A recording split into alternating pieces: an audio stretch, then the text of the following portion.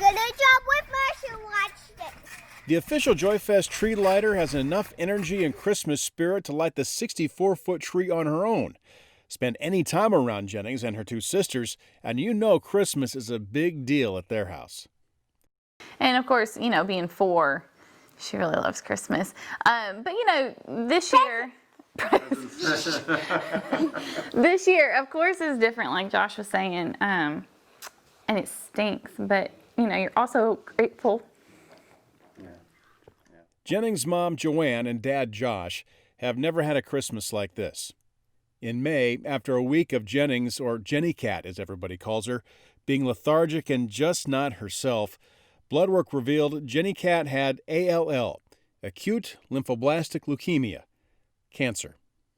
We ended up in the hospital middle of the night, you know, like just the most surreal experience you could ever imagine. But first thing the next morning when we got to, you know, talk to our oncologist, that they come in and they're like, okay, here's the plan. This is what we're doing today. This is what we expect. You know, her diagnosis is one that is very favorable. You know, our expectation is that she will be healed.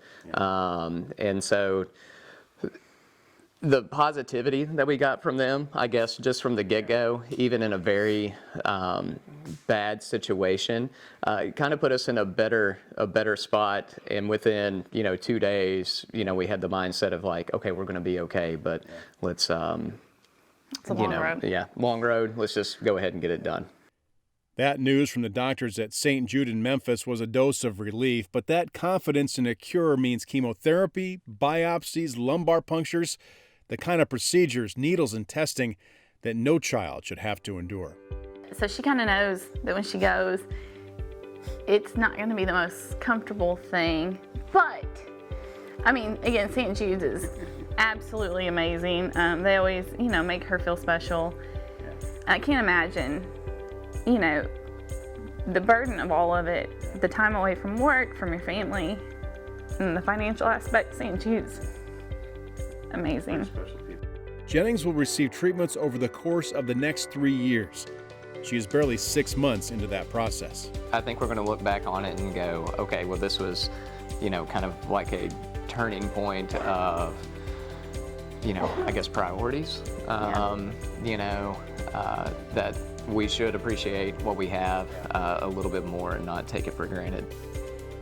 And that means everything from the kindness and support of family and friends to getting to light the biggest Christmas tree in Jonesboro, even if Jennycat isn't 100% sure what that means.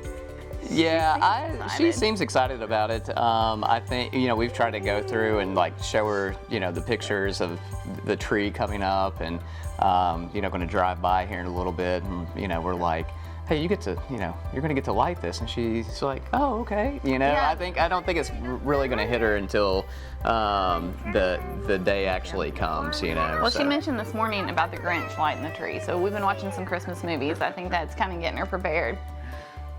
For the Roberts, the opportunity for Jennings to light the JoyFest tree is a chance to say thank you to those who have been lifting them up with love and kindness since day one. The community has shown so much support for us through all this, that to be a part of something in the community that's like this joyous, it kind of makes sense, if that makes sense. You know, I mean, we've had so much support from Jonesboro that I think is pretty cool, and it kind of says a lot, you know, that she's going to get to do something that cool.